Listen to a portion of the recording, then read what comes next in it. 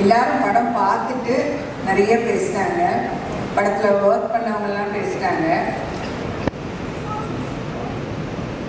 நான் அதாவது வந்து ஒரு விழாவுக்கு நம்ம போகும்போது ஒருத்தவங்களை நம்ம பற்றி புகழ்ந்து பேசுகிறோம், அவங்களுக்கு புகழ்ச்சி உண்டாக்குறோம்.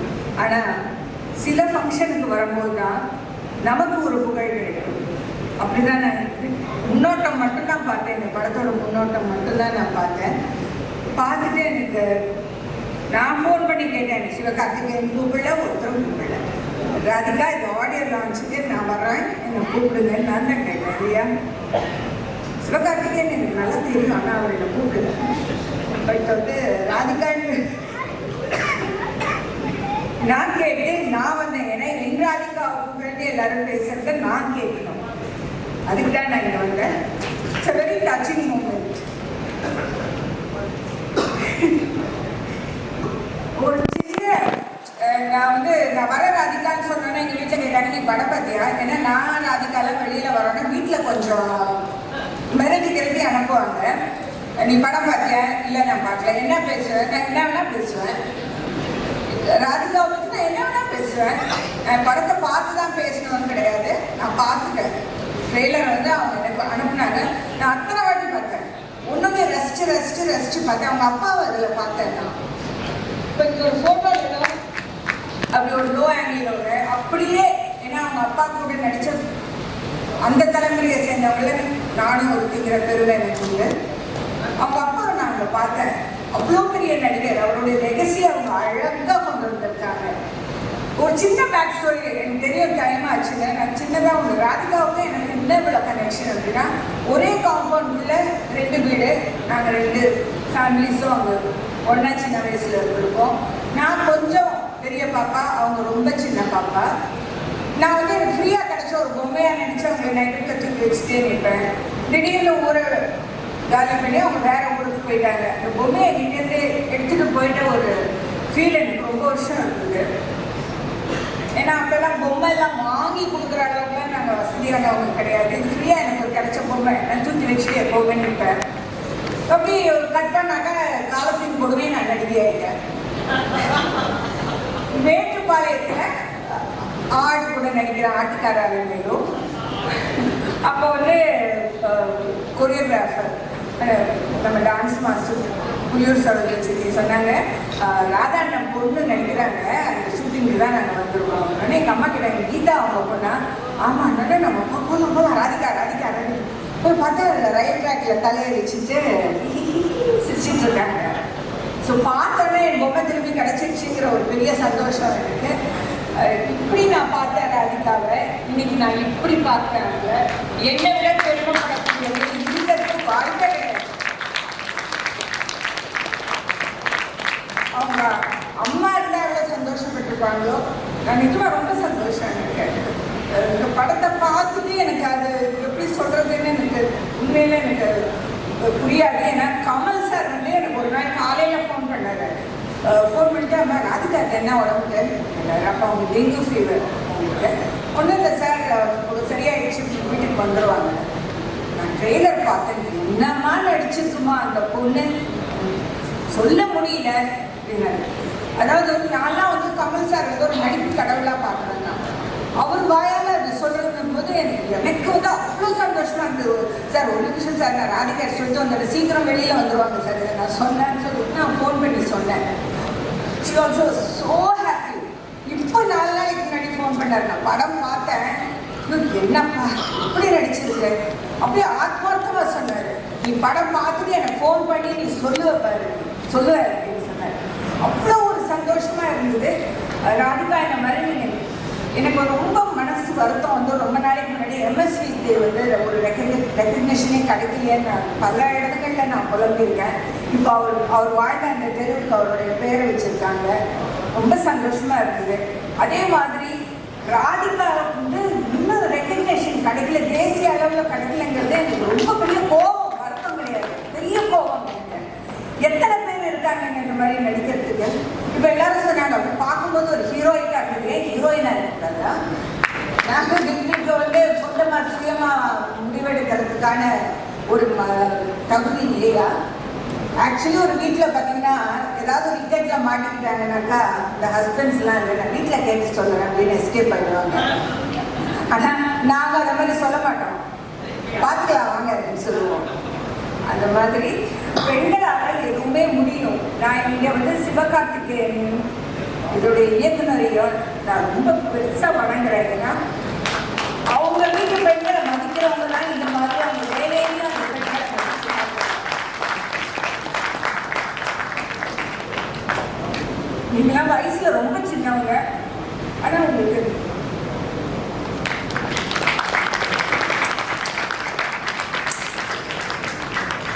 ராதிகாவுக்கு வந்து ரெகக்னேஷன் கிடைக்கல, நான் வருத்தப்பட்டிருக்கேன்.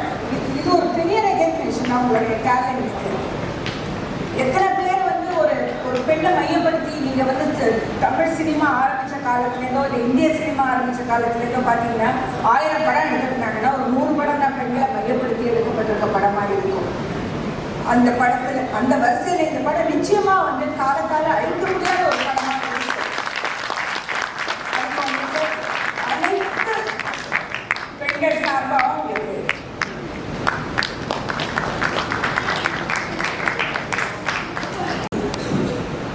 எப்படி இருக்கீங்கன்னு கேட்க தோணுது, ஆனால் பார்க்குற ரசிகரை பார்த்தா கேட்க தோணலை.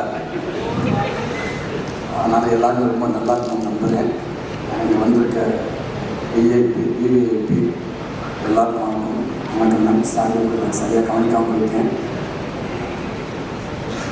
ரொம்ப மகிழ்ச்சி அது. இங்கே படம் பார்த்துட்டு நிறையா பேர் பேசினாங்க. நானும் படம் பார்த்தேன். அவங்கள்ட்ட ஒரு 2 மாதத்துக்கு முன்னாடி பார்த்தேன். எனக்கு ரொம்ப பிடிச்சிருந்துச்சு, ரொம்ப நெருக்கமாகவும் இருந்துச்சு. இதை நான் பார்த்துருக்கேன். இந்த படத்தில் வர அத்தனை சீன்ஸும் நான் மட்டும் இல்லை, நீங்கள் எல்லாருமே பார்த்துருப்போம், கேட்டிருப்போம். சில இடங்களில் கேட்க முடியாமல் வந்திருப்போம், சில இடத்துல பார்க்காத மாதிரி வந்திருப்போம். அப்படித்தான் இந்த படம் ஃபுல்லாக இருக்குது. என்றால் ஒரு சில இடத்துல சொல்கிற விஷயத்தை கொஞ்சம் சினிமாத்தில் கொஞ்சம் இருக்கும் இல்லையா, அந்த சின்னதாக இருக்குது. மற்றபடி இது இங்கே நடக்கலை, இது இங்கே நான் பார்க்கல அப்படின்னு யாருமே இந்த படத்தை சொல்ல முடியாது. எல்லாருமே ரொம்ப ஈஸியாக கனெக்ட் ஆகுதுங்கிற நம்பிக்கை எனக்கு நிறையாவே இருக்குது. ஏன்னா படம் ஃபுல்லாக அவளை சிரிக்க வச்சுருக்காங்க, அவளை காலப்பாசாங்க படத்தை. அங்கங்கே நல்ல ஓம கொடுத்தா 2 குத்துருந்தா கொடுத்துறாங்க. அது நாம தான் புரிஞ்சுக்கிறணும். அப்படித்தாங்க ஒரு பெண்ணு தனக்கான உரிமையை எப்படி எடுத்துக்கிறேன்னா, ஒரு பெண்ணை யார் அவள் நினச்சா என்ன வேண்டாலும் பண்ணுவா அப்படின்னு பக்கமாக பஞ்சு டைலாக்லாம் பேசாமல் சூப்பராக நடித்து காட்டிட்டாங்க எல்லாருமே. ஒத்த உசுறு மொத்த குடும்பத்தை ஒரு ஆலமர வேறு மாதிரி எப்படி தாங்கி நிற்கிது, அன்புன்னா என்ன, மரியாதைன்னா என்ன அப்படின்றத இதுக்கு மேலே சொல்லவே முடியாது. அவள் அழகாக சொல்லிட்டாங்க. எனக்கு இதை பார்க்குறப்ப எனக்கு எங்கள் அம்மா ஞாபகம் வந்துச்சு. இதுக்குள்ளே எங்கள் அம்மா அவளை இருக்குது. என் சின்ன வயசில் எங்கள் அம்மா மேடம் மாதிரி கொடுக்குற இடத்துல இருந்துச்சு. அப்புறம் எங்கள் அப்பான்னு எங்கள் அம்மா ப்ரொமோஷன் ஆகி வாங்குற இடத்துக்கு வந்துருச்சு. அப்போ ரொம்ப நாள் வாங்கிட்டு இருந்துச்சு. இப்போ இந்த படத்தை பார்க்குறப்ப அந்த தாய்க்கலை வர்றப்ப அங்கே உள்ள என்ன நடக்குமா அதே தான் எங்கள் வீட்டில் நடந்துச்சு. டக்குன்னு வாங்க அங்கேருந்து எங்கள் அம்மா சொல்லுவாங்க, பக்கத்தில் வீட்டில் அத்தை வீட்டில் போய் சாம்பார் வாங்கிட்டு வரான்னு சொல்லுவாங்க. சாம்பார் வாங்க போனேன். அத்தை அம்மா சாம்பார் வாங்கிட்டு வர சொன்னாங்க. பாத்திரத்தை கொடுப்பு அப்படின்னு வாங்கினவங்க டக்குன்னு பாத்திரத்தை போட்டு ஏற்ற மாதிரி உள்ளே போய் ஒழிச்சுக்குருவாங்க. ஏன்னா அவங்க நட்டி கொடுத்தவங்க வந்துடுவாங்க. வந்தோன்னா அவன் என் ஃப்ரெண்டு நிற்பான்.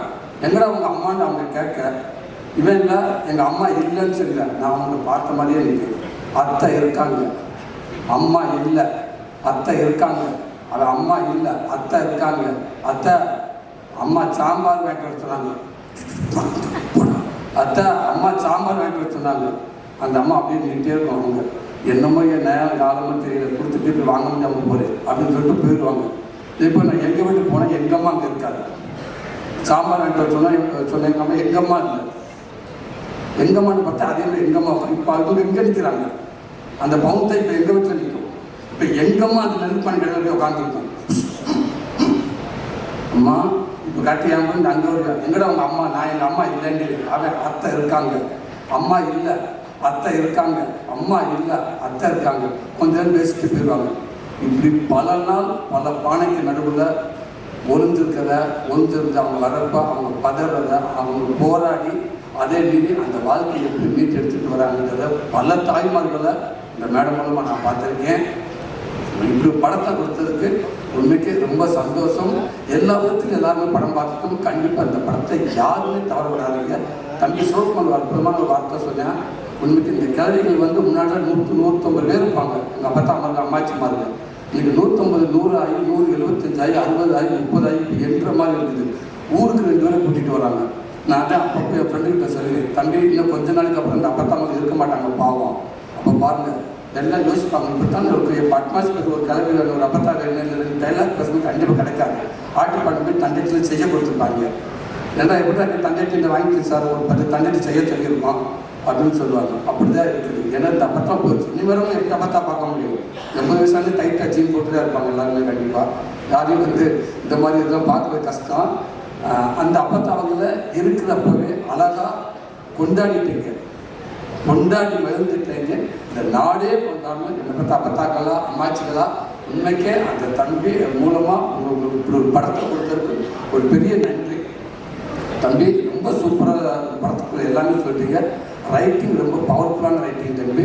அதை ஜாலியாக அசால்ட்டாக சொல்லிட்டு போயிட்டு கடைசியாக ஒரு விஷயம் சொல்கிறீங்க பாருங்க, அது மிகப்பெரிய தைரியம் வேணும் தம்பி, மிகப்பெரிய ரைட்டிங் தம்பி. அது கண்டிப்பாக அதை நீங்கள் எழுதுகிறப்போ உங்களுக்கு நிறைய கேள்விகள் எழுப்பியிருக்கும். ஏன் இதை இங்கேருந்து பார்க்கக்கூடாது, ஏன் இந்த பார்க்கிலிருந்து பார்க்கக்கூடாது, அப்போ இப்படி ஒரு கேள்வி ஒரு சொசைட்டியில் கண்டிப்பாக எல்லாமே டிஸ்கஸ்லாம் இருந்திருக்கும்.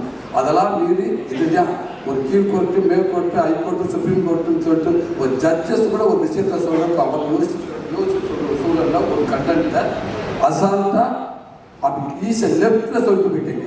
ஒரு ஒரு அப்பத்தாவை வச்சு ஒரு பையனை வச்சு அப்படி லெஃப்டில் தட்டி விட்டு இது தாண்டா போடா, அவளுக்கான உரிமை அவராண்ட இருப்பா அப்படின்னு சொல்லிட்டு போயிட்டீங்க. மிகப்பெரிய ரைட்டிங் தம்பி. வாழ்த்துக்கள் தம்பி, வாழ்த்துக்கள். நீங்கள் எப்போதுமே நல்லா இருக்கணும் தம்பி. உங்களை சார்ந்து இருக்காங்க அப்பா அம்மா அவங்க ஆசீர்வாதத்தோடு நீங்கள் பேர் நல்லாங்க. அதே தாண்டி நீங்கள் உங்களுக்காக இத்தனை இயக்குநர்கள் பாருங்கள், எவ்வளோ இயக்குநர்கள் இத்தனை பேர் உங்களை பற்றி பேசுகிறாங்க. ஒரு புதிய இயக்குநருக்கு இவ்வளோ பெரிய ஒரு விஷயம் கிடைக்கிறது சாதாரண விஷயம் இல்லவே இல்லை. வாழ்த்துக்கள். நீங்கள் எப்போயுமே நல்லா இருப்பீங்க மேடம். உங்களுக்கு என்னால் வாழ்த்து சொல்ல முடியாது மேடம். மிக பிரமாதம் மேடம், மிக பிரமாதம். சூப்பராக நடிச்சிருக்கேன் அப்படின்னு சொல்கிறத விட இந்த 48 வருஷத்துல அனுபவம் தான் மேடம். அது 48 வருஷம் அனுபவத்தை தான் மேடம் கொடுத்துருக்கேன் நான் நினைக்கிறேன். நான் சமீபத்தில் இந்த மாதிரி கொஞ்சம் வருஷத்துக்கு முன்னாடி இப்படி ஒரு போஸ்ட்டை பார்த்து பயந்துருந்து அப்படியே சர்வீங்க. அந்த போஸ்ட்டை பார்த்துட்டு யார் கமல்ஹாசன் சாரா? இல்லைடா இருபது கிளவிடா கமல்ஹாசன் தானே கட்ட போடுறது. இல்லை இப்படி டிஸ்கஸ் ஆகுது கிராமங்களில் 4ஆம் நாள். அதுக்கப்புறம் எனக்கு சமீபத்தில் இந்த போஸ்ட்டை பார்த்துட்டு ராதியா மேடம் தானே?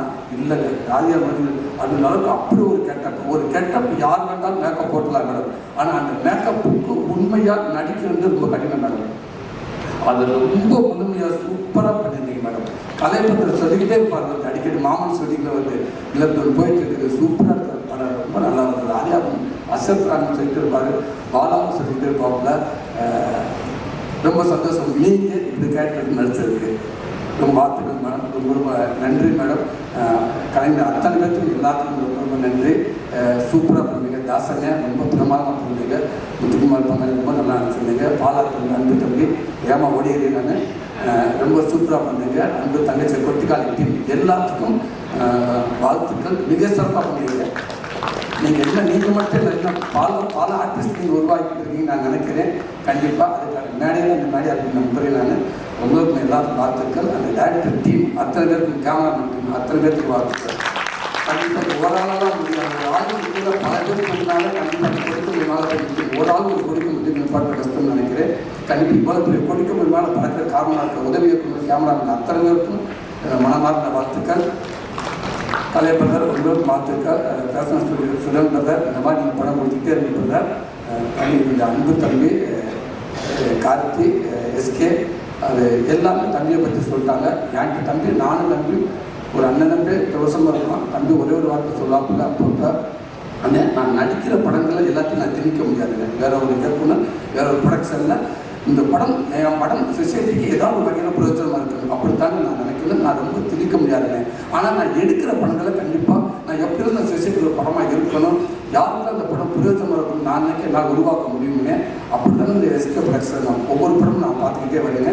கண்டிப்பாக கொஞ்ச நாளைக்கு அப்புறம் திரும்பி பார்த்தப்ப நாளைக்கு என் பிள்ளை இருக்கப்ப எங்கள் அப்பா எங்கள் கம்பெனியில் என்ன படம் பண்ணாலும் ஆணித்தரமாக நெஞ்சிருந்து பேசணும். எங்கள் கம்பெனியில் படங்கள் தான் நான் எடுத்தோம், எங்கள் அப்பா திட்டம் எடுத்தாரு உருவாக்கிட்டு இருக்கிறது. இன்னும் பல தலைமுறை வீரா சரண என்ன சொல்கிற மாதிரி இன்னும் பல தலைமுறைக்கு இந்த பேர் எடுத்துட்டு போயிட்டே இருப்பாங்க. தம்பி எஸ்கேன்ற பேர் அவளை ஈஸியாக லேசாக ஒரு மங்களம் கூட ஆகாது தம்பியாது. இது பிரகாசமாக ஆகிட்டு போயிட்டே இருக்கிறது. அதுக்கு அத்தனை இருப்பாங்க. இந்த படம் மக்கள் மத்தியில் போய் பெருசாக சேரணும்னு நினைக்கிறேன். நான் எங்கள் அம்மாட்ட சொல்லிட்டு வந்திருக்கேன், இந்த படத்தை என் குடும்பம் எல்லாரும் கண்டிப்பாக ஒரு ஷோ போனாலும் பேலன்ஸ் 10 பேராக இருப்பாங்க எங்கள் வீட்டில். நான் மொத்த குடும்பத்தை அந்த படத்தை நான் காட்டுன்னு சொல்லியிருக்கேன். எல்லாருமே பார்ப்பாங்க நினைக்கிறேன். நல்ல படம் ஒருத்தவங்க நம்பிக்கை நினைக்கிறேன். அத்தனை பேருக்கு வாழ்த்துக்கள். நன்றி.